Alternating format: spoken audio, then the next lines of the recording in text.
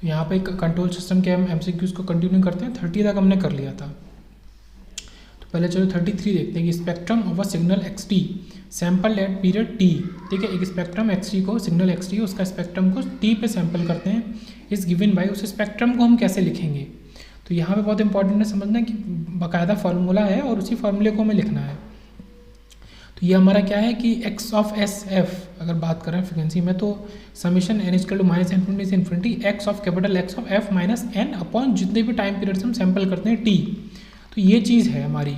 तो x of s F मतलब वही स्पेक्ट्रम हमें बताना है। अब यहाँ पे कोई भी समीशन नहीं है, इस वजह से ये सी वाला गलत है। यहाँ पे समीशन है, सब कुछ है, बट हमारा ये n अपॉन t है, इसलिए गलत है। इसमें n f कर दिया, केवल t कर दिया, गलत है। तो n अपॉन टी है, इस वजह से ऑप्शन ए हमारा ठीक है। तो ये जो पूरा है, बाकी अगर मैं हटा दूँ, ये सब हटा दूँ, तो ये हमारा है x of s f is summation हमारा n equal to minus infinity से infinity x of f minus n upon capital T है। तो ये जो स्पेक्ट्रम का हमें इक्वेशन लिखनी है वो है। उसके बाद नेक्स्ट है कि भाई 34 of phase lock loop with the first order loop filter can track. तो एक फेज लॉक लूप मतलब PLL, तो PLL किसको ट्रैक कर सकता है वो हमें बताना है। कैन ट्रैक तो फ्रिक्वेंसी ऑफसेट को ट्रैक कर सकता है। तो ये तो डायरेक्ट छोटा सा MCQ है एसरो का कि एक PLL फ्रिक्वेंसी ऑफसेट को ट्रैक कर सकता है। उसके बाद अब आते हैं नीचे 31 पे। 31 कह रहा है कि व्हाट इज द तो what is discrete time Fourier transform, DTFT की बात हो रही है। ओके, DTFT की बात हो रही है ये ऑफ द फॉलोइंग सिग्नल। तो a की पावर n का DTFT हमें बताना है, या तो सीधे से हमें a की पावर n जो है इसका हमें DTFT लिखना है बस। ओके, ये DTFT पूछ रहा है और कुछ भी नहीं। तो DTFT देखेंगे तो x ऑफ ओमेगा हमारा 1/1 minus a into e raise to minus j omega. तो ये कुछ इसी तरीके का होता है कि 1/1 minus e raise to minus j omega तो होता ही होता है। ओके, पर यहाँ पे जो हमारा a की पावर n है, मतलब जिस चीज़ की पावर n है उसको हमें यहाँ लिखना है। ये मतलब रूल चलता है, जब मैंने सिग्नल की कुछ लेक्चर्स है उसमें बार बार बोला है कि जिस चीज़ की पावर n है उसको यहाँ पे डालना है। तो ये a यहाँ पे इंपॉर्टेंट है, ये माइनस और a। अब पहली बात तो माइनस है तो ये प्लस वाले तो गलत हो गए। अब यहाँ पे माइनस है पर ये a अपॉन नहीं है, तो 1 अपॉन है, तो इस वजह से हमारा ऑप्शन a सही हो जाएगा। तो डायरेक्ट a की पावर n का DTFT पूछा था। उसके बाद यहाँ पे नेक्स्ट क्वेश्चन है हमारा, ये क्या है 35 कि इसका लाप्लास ट्रांसफॉर्म पूछ लिया है कि e raise to theta t into sine omega t. तो साइन ओमेगा टी का क्या हो गया, ओमेगा अपॉन हमारा s square plus omega square. ये तो केवल इसका हुआ, ठीक है, साइन ओमेगा टी का। तो ये omega upon S square plus omega square. अब अगर इसमें हमने ये ई रेज टू थीटा टी से मल्टीप्लाई कर दिया है तो यहाँ पे हमारा फ्रीक्वेंसी डोमेन में स्केलिंग हो जाएगी। तो ये एस माइनस जितने भी e raise to theta t मतलब e raise to alpha t theta t, तो ये जो अल्फा या थीटा ये होता है ये यहाँ पे माइनस होता है, तो एस माइनस थीटा का स्क्वायर हो जाएगा। तो यही चीज़ है कि एस माइनस थीटा का स्क्वायर अपन ये, तो ये बिल्कुल गलत है, इसमें एस में कोई भी चेंजेस नहीं हो रहे हैं, तो ये इस वजह से गलत है। ओके, और इसमें ऊपर एस है तो ये कॉस का हो गया, ये गलत है। एस अपॉन स्क्वायर माइनस, तो ये नीचे तो गलत है ही। फिर ये ओमेगा अपॉन एस प्लस है तो प्लस नहीं है, तो एस माइनस थीटा केवल इसमें, तो omega upon s minus theta का whole square plus omega square. Okay, तो ये हो गया। उसके बाद नेक्स्ट देखते हैं 32।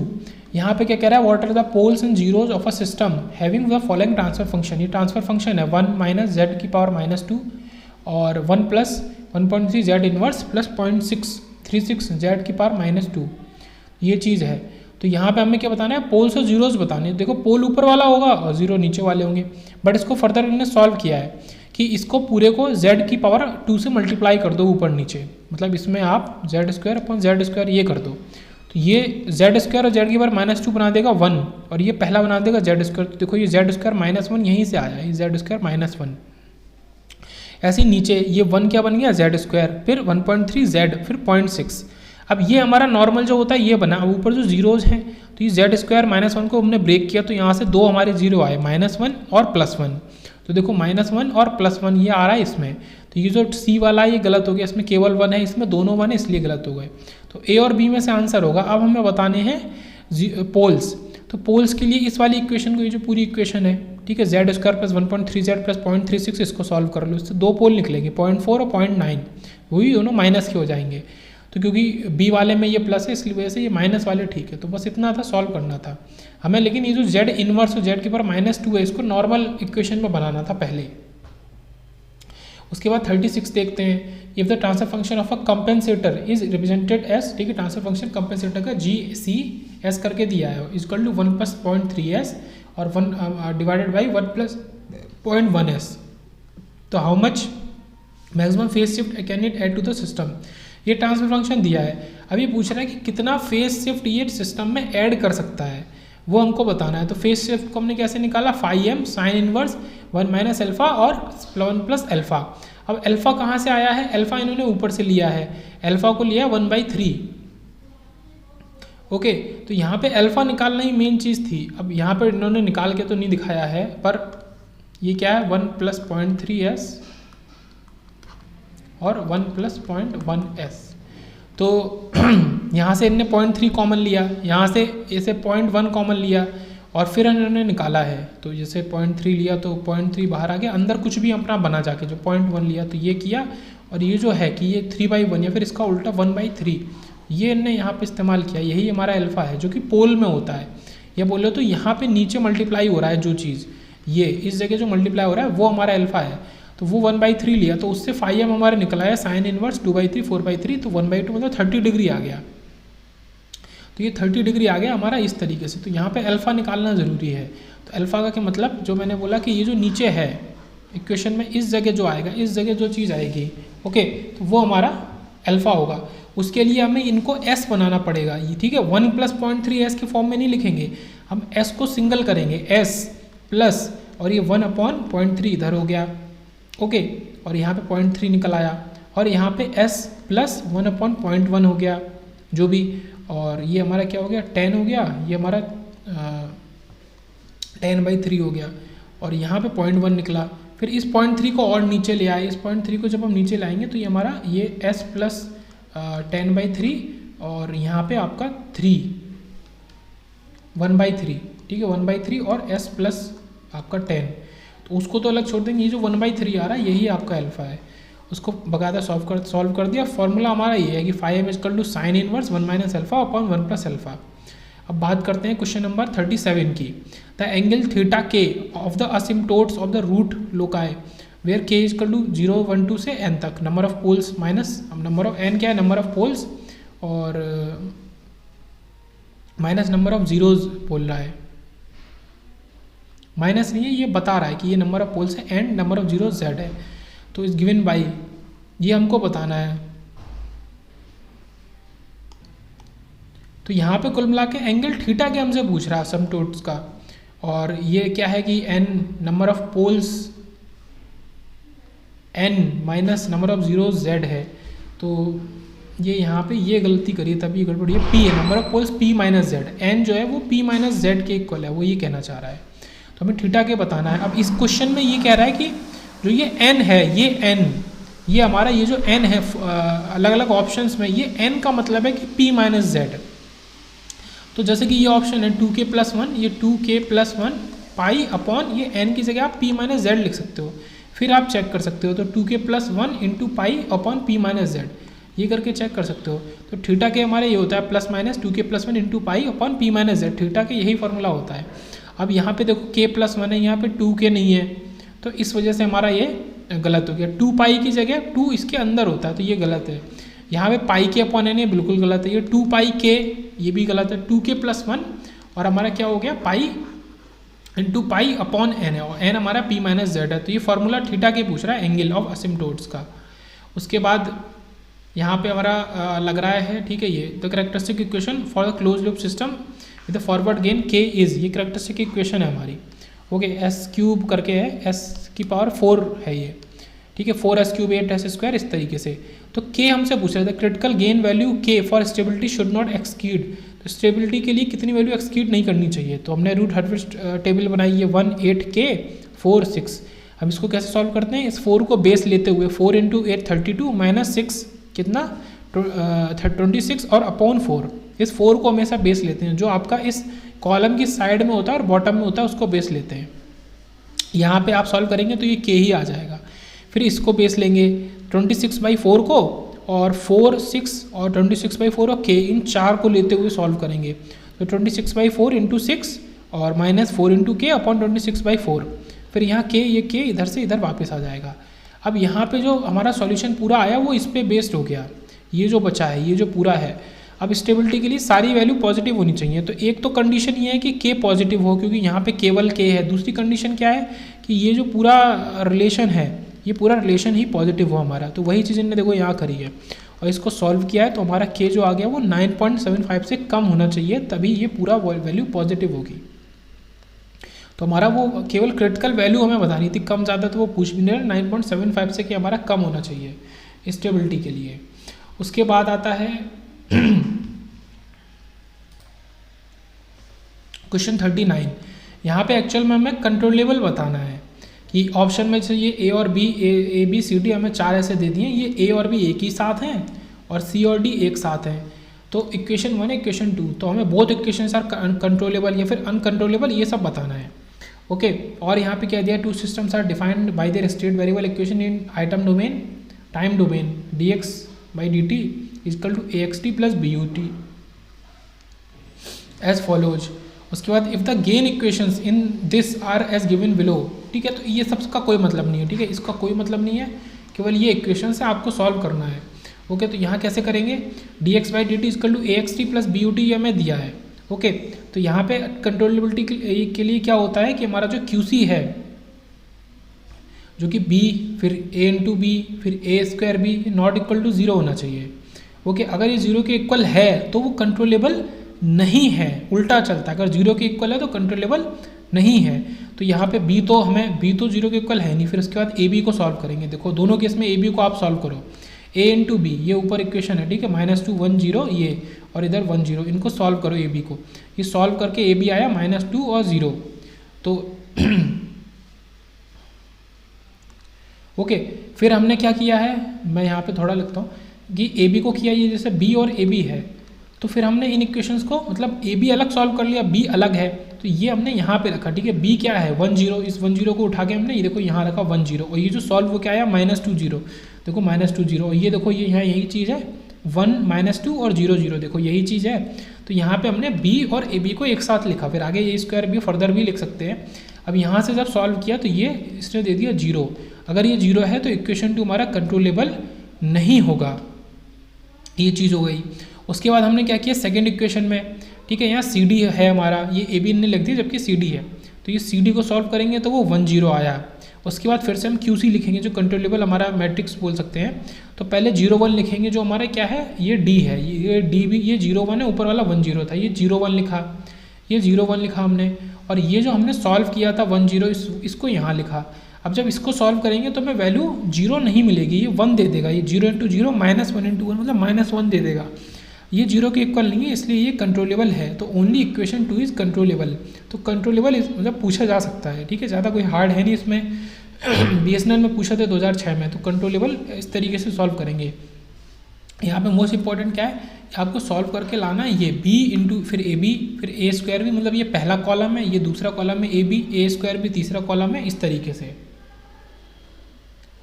उसके बाद 40 पे आते हैं। 40 में क्या कह रहा है, the loop transfer of a system is GS/HS, ये दिया है पूरी ग्रीन से मैंने हाईलाइट किया है, which has the phase crossover frequency, इसकी phase crossover frequency FCF 0.16 GHz only.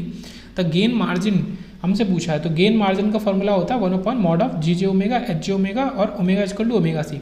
मतलब जो आपको इक्वेशन दी है उसमें आप ओमेगा की जगह जो आपकी फ्रिक्वेंसी है FC उसको रखो, ओके, और फिर उसका ये 1/, इसका रेसिप्रोकल करके उसका वो निकालो, ठीक है। ये क्या किया है 1/, मतलब ये डिनोमिनेटर में इसका मैग्नीट्यूड GJ ओमेगा और HJ ओमेगा का।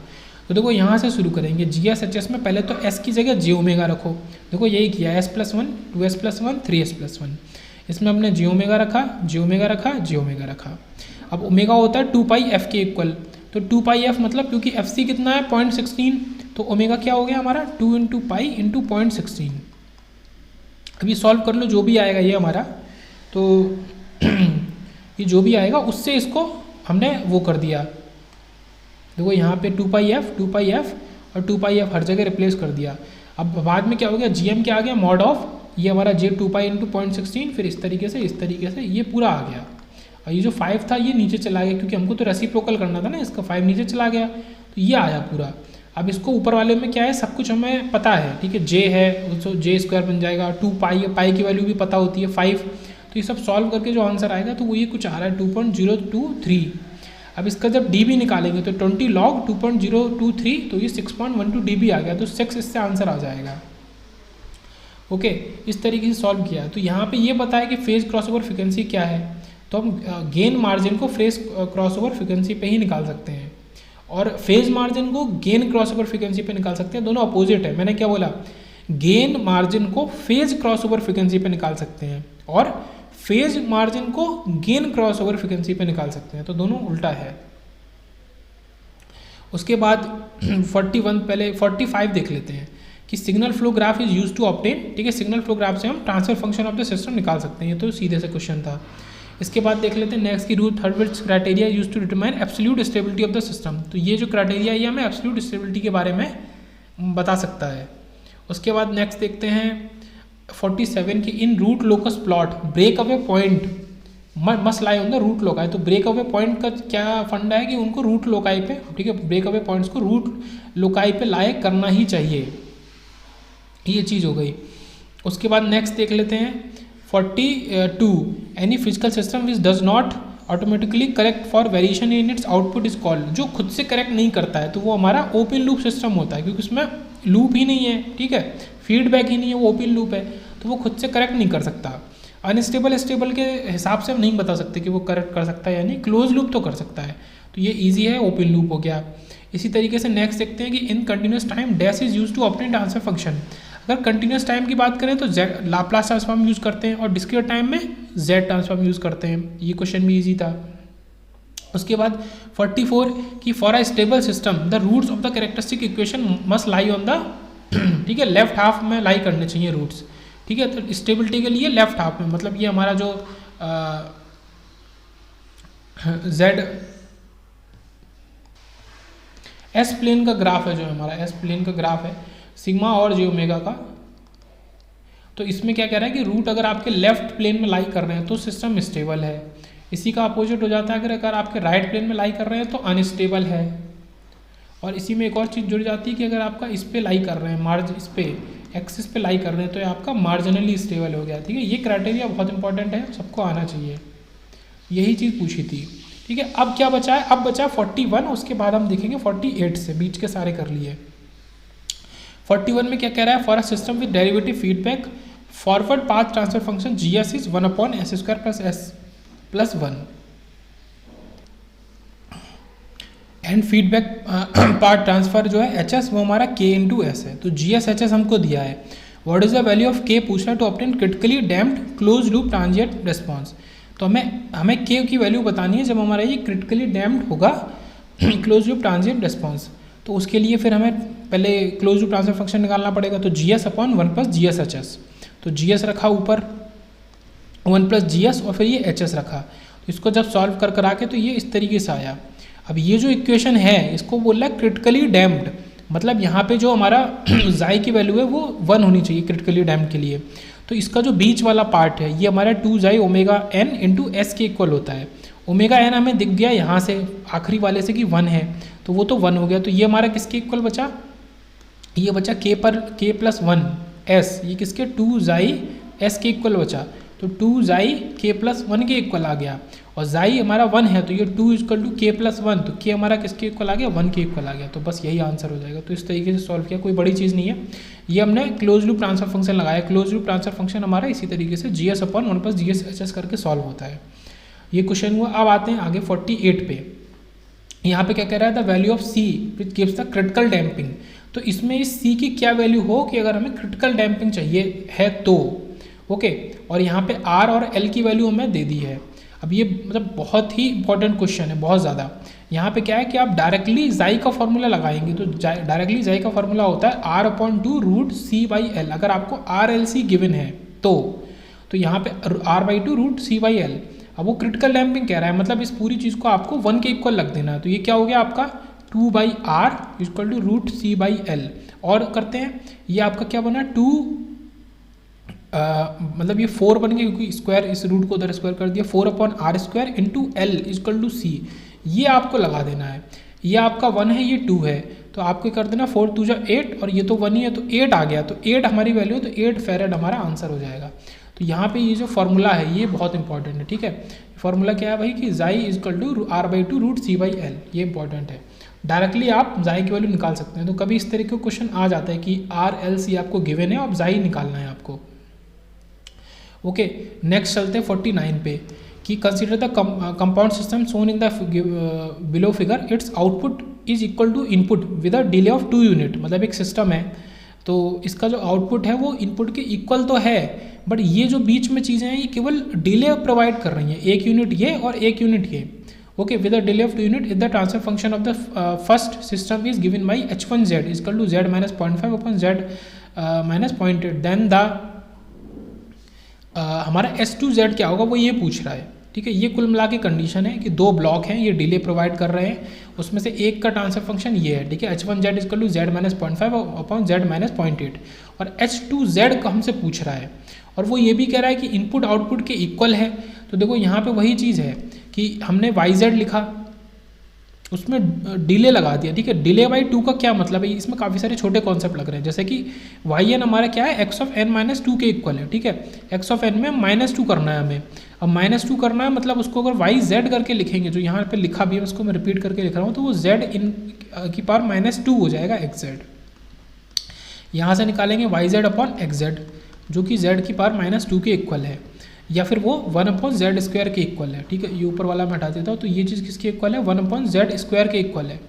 अब इसमें क्या है कि इसका दूसरा मतलब भी है कि ये h1z इंटू h2z के इक्वल है, ये जो डिले है इन दोनों का प्रोडक्ट जो है वो इसके इक्वल आना चाहिए। अब उसमें देखो ये हमें h1z तो दिया है और इसका फाइनल इधर 1/z² दिया है, h2z पूछा है, तो ये चीज़ इधर ले जाएंगे और इसमें 1/z² मल्टीप्लाई हो जाएगा, बस ये चीज़ है, इसका न्यूमरेटर इसका डिनोमिनेटर बन जाएगा। तो ये जो हमारा है शॉर्ट में देखें तो ये जो हमारा है z माइनस 0.5 ये चला जाएगा डिनोमिनेटर में, z माइनस 0.8 ये चला जाएगा न्यूमरेटर में, और न्यूमरेटर में हमारा क्या हो जाएगा, सॉरी डिनोमिनेटर में हमारा क्या मल्टीप्लाई हो जाएगा, z²।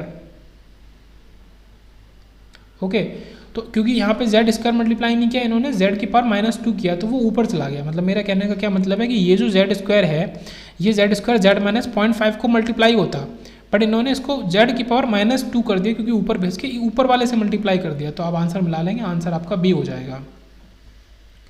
उसके बाद नेक्स्ट चलते हैं, पहले 50 देखते हैं। यहाँ पे बात कर रहा है z transform of the signal, इस सिग्नल का z ट्रांसफॉर्म हमको बताना है। ओके, ये सिग्नल कुछ इस तरीके का है कि भाई ओरिजिन हमारा यहाँ पे है, जिसको मैं एरो से शो करूँगा, उसके पहले 1 है, उसके बाद -1 है, 1 है, और इसके अलावा फिर अदरवाइज 0 है, इसके पहले भी 0 है और इसके आगे भी 0 है, ओरिजिन पे 2 है, फिर ये इस तरीके से 4 वैल्यू हमें दी हैं, ये वैल्यू दी हैं, बाकी 0 है। तो जहाँ 0 है वहाँ तो कोई बात ही नहीं है, तो जहाँ ओरिजिन होता है ओरिजिन वाली वैल्यू को आप एज इट इज़ लिखते हैं। देखो यहाँ एक चीज़ सीखने को मिल रही है, z ट्रांसफॉर्म अगर आपको कुछ वैल्यूज़ नहीं है डिस्क्रीट सिस्टम की, तो आप कैसे लिख सकते हैं, तो जहाँ ओरिजिन होता है उसको एज इट इज़ लिखो, देखो उसको 2 लिखो, और उसके पहले जो होता है उसको पॉजिटिव z की वैल्यू में लिखो, मतलब 1 इंटू z और ये प्लस, ठीक है। फिर इसको क्योंकि ये -1 है तो माइनस, और 1 इंटू z की पावर -1, फिर ये प्लस क्योंकि ये 1 है, 1 इंटू z की पावर -2। तो जैसे हम पॉजिटिवली आगे बढ़ते हैं तो हम z की पावर माइनस में लिखते हैं चीज़ों को, -1 2 3, जैसे पीछे पढ़ते हैं ओरिजिन के तो आप z की पावर प्लस में लिखते हैं। ओके, तो ये चीज़ हमें करनी है यहाँ पे। तो देखो ये 2 हो गया और ये हमारा z इन्वर्स हो गया, z की पावर -2 हो गया, ये z हो गया, तो देखो ये आ गया z प्लस 2, z की पावर -1 और z की पावर -2, इस तरीके से आ गया। तो यहाँ पे हमारा ऑप्शन ए बिल्कुल सही हो जाएगा। ओके, और जो फॉर्मूला होता है z का, तो summation of xn into z की पावर -n होता है ना। तो अब यहाँ तो जैसे ओरिजिन पे 2 है, इसके पहले जो है वो z प्लस, उसका रीज़न है क्योंकि ये z की पावर -n कह रहा है, तो माइनस तो पहले से है, और ये कौन सी वैल्यू है, ये -1 पोजीशन वाली वैल्यू है, तो इसमें -1 लगा के प्लस हो जाता है।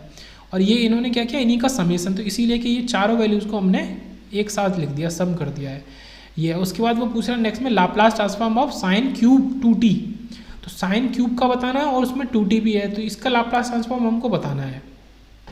ओके, तो इसका डायरेक्टली तो हो नहीं सकता, हम इसको फर्दर सॉल्व करेंगे साइन क्यूब 2t को, तो ये 1/4 3 साइन 2t माइनस साइन 60, तो ये क्यूब हमें हटाना पड़ेगा। तो इस तरीके से आया, क्योंकि साइन 3 थीटा किसके इक्वल होता है, 3 sine theta minus 4 sine cube theta, तो हम क्या करेंगे, इसको उधर ले जाएंगे, इस पूरे को 3 साइन थीटा को, और ये 4 को भी ले जाएंगे तो 1/4 बन जाएगा। तो साइन क्यूब एक तरफ बचेगा, ये फॉर्मूला होता है साइन 3 थीटा का। ओके, तो ये 1/4 हो गया, फिर ये 3 साइन 2t और साइन 6t ये आ गया। अब इसका अलग लगाएंगे ट्रांसफॉर्म, इसका अलग लगाएंगे, तो इसका जब करेंगे तो ये 1/4 हो जाएगा हमारा, और 3 तो पहले से ही है, इसमें 2 आ जाएगा जो साइन 2t का, और s² + 4 आ जाएगा।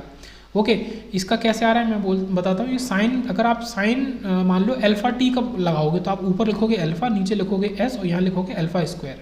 ये चीज़ हमने यहाँ पे करी है। अगर आप साइन अल्फा t का लाप्लास निकाल रहे हो, लाप्लास, तो आप α/s², तो यहाँ पे अल्फा की जगह 2 है तो ऊपर 2 आ गया, नीचे s² और 2 का स्क्वायर। इसी तरीके से यहाँ 6 है तो यहाँ पे 6 आ गया, और नीचे s² + 6 का स्क्वायर। इससे इसको माइनस किया है। फर्दर इन्होंने क्या किया, क्योंकि आंसर में डिनोमिनेटर में दोनों मल्टीप्लाई हो रहे हैं आपके टर्म्स, तो आप दोनों को मल्टीप्लाई कर दो, तो s² + 4 और s² + 36। तो देखो ये 64 वाला तो आंसर गलत हो गया, ये ठीक हो सकता है, ये भी ठीक, अभी तो सारे ठीक हो सकते हैं।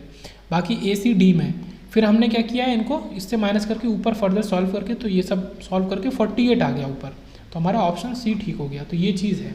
तो यहाँ पे 2 चीज़ करी है, एक तो साइन 3t का फॉर्मूला लगाया है हमने, ये साइन 3 थीटा का या 3t जो भी बोलो, 3 sine theta - 4 sine cube theta ये लगाया है। दूसरा कि अगर आपको साइन अल्फा t का लाप्लास लिखना है, तो आप लिखोगे α/s² + α²। तो ये चीज़ है यहाँ पे। ओके, नेक्स्ट चलते हैं। नेक्स्ट में 52 में क्या कह रहा है भाई, कि the Nyquist filter has impulse response. Nyquist filter का इम्पल्स रिस्पॉन्स क्या होता है, तो वो हमारा साइन πt/t के इक्वल होता है नाइक्विस्ट फिल्टर का इम्पल्स रिस्पॉन्स। तो इस जो सिंक फंक्शन होता है, सिंक t/t का क्या होता है, साइन πt/t और πt/t कैपिटल T, इस तरीके से। तो ये सिंक फंक्शन होता है हमारा इम्पल्स रिस्पॉन्स नाइक्विस्ट फिल्टर का, सिंक फंक्शन के तरीके में होता है। तो ये साइन πt, देखो ये तो गलत हो गया, 1/2 हो गया, गलत है। यहाँ पे कॉस आ गया, ये गलत है। ये साइन πt, इसमें कैपिटल T है ही नहीं, नीचे अलग से ये कहाँ से ले आए, तो इस वजह से ये भी गलत है। तो केवल ऑप्शन ए हमारा ठीक है कि ST = साइन πt/T/T। या इस तरीके से बोल सकते हैं सिंक फंक्शन क्या है, sine theta upon theta, upon मतलब टोटल के अपॉन थीटा, ये सिंक फंक्शन है। तो इम्पल्स रिस्पॉन्स किसका, नाइक्विस्ट फिल्टर का सिंक फंक्शन होता है शॉर्ट में। उसके बाद नेक्स्ट चल रहे हैं 53 पे, क्या unit step voltage 2u t - theta is applied in a series RC circuit with R = ये और C = ये, assuming 0 conditions, initial conditions, find IT। तो RC वाले इस सर्किट को यहाँ पे देख लेते हैं। ये हमारा R है, ये C है, तो इस C को हम क्या लिखेंगे, 1/CS। ओके, S पैरामीटर मतलब हमारा जब लाप्लास ट्रांसफॉर्म लेंगे तो S डोमेन में तो ये लेंगे। तो इन्होंने फिर से देख लेते हैं कि ये सिग्नल दिया है 2u ऑफ आपका t - थीटा, R 2 ओम है और C 1 फैरेड है, बाकी सब कुछ वही है, 0 इनिशियल कंडीशन है। IT हमें बताना है। तो ये VS की वैल्यू इन्होंने दी है, ये क्या है, VS है, ठीक है, कि इतना आप दे रहे हो, और IS इसके थ्रू है। R हमारा 1 है, और सॉरी R हमारा 2 ओम है और ये हमारा 1 है, तो ये सीधे से 1/S बचेगा केवल, क्योंकि C 1 फैरेड है तो ये 1/S बचेगा। फिर जब इसको हम देखेंगे तो इसको भी हम इसका, ये तो VT है अभी, इसको हम VS निकालेंगे, इसका लाप्लास ट्रांसफॉर्म निकालेंगे। तो ये हमारा 2 × e⁻⁻⁻ θs/s दे देगा। मतलब नॉर्मली 2/s होता है, बट क्योंकि ये u ऑफ t - थीटा कर रहे हैं, क्योंकि t - थीटा की वजह से e⁻⁻θs अलग से आएगा। तो ये पूरा आया। ओके, अब इसमें हमने और क्या किया है, ये लिखा हमने, इसको निकाल लिया। अब यहाँ पे हमने KVL लगाया, तो KVL क्या लगा, VS of S = R × I और प्लस 1/CS × IS, ठीक है, ये चीज़। अब R की वैल्यू लगा देंगे यहाँ पे, और IS को इधर ले लेंगे, तो ये क्या बन जाएगा, IS हमारा क्या बन जाएगा, VS/S, और यहाँ पे R + 1/CS अलग निकल जाएगा। ये चीज़ हुई है यहाँ पे।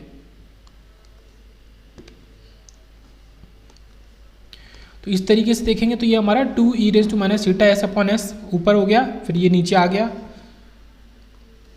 इसमें वैल्यू लगा दी, R की 2 ओम, C की 1 फैरेड।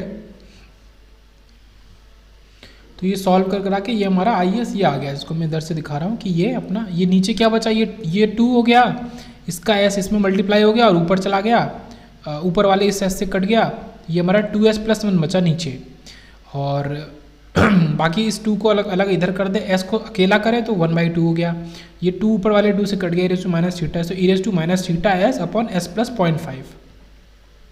फाइनली एक चीज़ और करनी है कि इसको वापस से चेंज करना है हमें टाइम मतलब डोमेन में। तो आई टी इजकल टू ये u of t minus theta बचा, क्योंकि e माइनस थीटा एस है, और ये e माइनस 0.5 और t माइनस थीटा इस तरीके से आ गया ये। तो जब इसको हमने आंसर से मैच किया तो अपना ऑप्शन नंबर सी जो है वो सही है। I T equal to u of t minus theta e minus 0.5 और t माइनस थीटा एम्पेयर के इक्वल आ गया ये पूरा। ठीक है, option C is the correct option.